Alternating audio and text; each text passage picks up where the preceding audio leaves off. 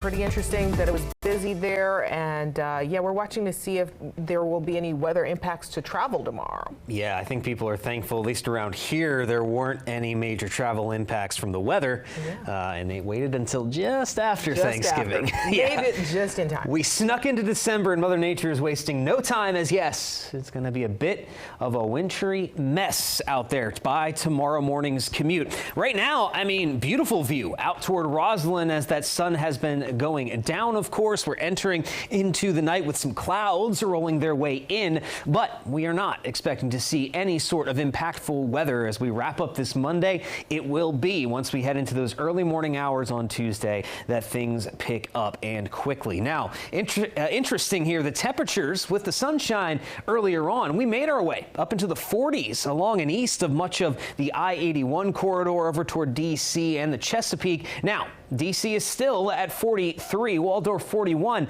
but look at everybody else already tumbling back through the 30s, and these temperatures will play a key role into what kind of precipitation we will see at various times through the morning tomorrow. Those that stay closer to the freezing mark, you're more likely to see snow and that icy mix. Those that warm up a little bit quicker, you're going to switch over to rain as we head later in the morning. High pressure, it's exiting the picture. Look at all of the clouds streaming in as this massive system starts knocking on the door. Again, look at how expansive this is, stretching from the Great Lakes to the Gulf Coast, almost 1,200 miles of some kind of precipitation, snow, ice, rain, it's all out there. And again, that dividing line between the rainfall and the snow with that ice in between, it's going to target right here in the heart of the DMV, which makes this quite the tricky setup, and it is going to depend greatly on exactly where you're at in the DMV as to what you'll see. Now, either way, we're all quiet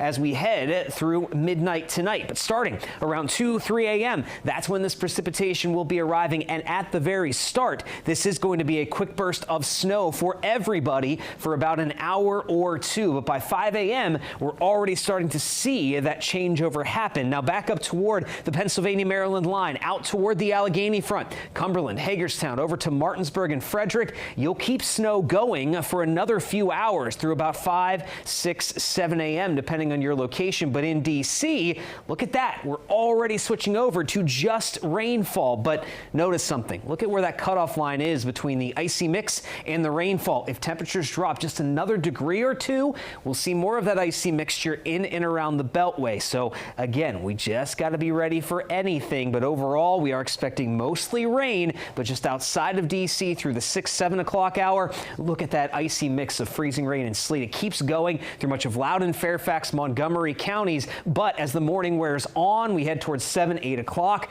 Look at how it starts to warm up, and the rain mixes everything out up toward the Pennsylvania-Maryland line. Is the last part of the area that will see that wintry mixture come to an end by 9, 10 a.m. We're all dealing with just a cold rain that will continue to come down through the lunch hour, and then it will start to dry out as we head from 2 p.m. onward, and then we're in the clear as we wrap up the day on Tuesday. So if you were hoping for a bit of a winter wonderland, if you're one of those snow lovers out there, this is not the system for you. We'll see up to around 3 inches across the Catoctin Mountain corridor and along I-70, I-68 out toward the Allegheny front. North and west of D.C., we could pick up an inch, but it's not going to stick around long. Once that rain begins to fall, anything that's out there will melt. But more importantly here, the ice that could accumulate from the Catoctin Mountains down into the Shenandoah Valley. This could cause some very tough travel across sections of the region. Again, this ice accumulation stays out of D.C.,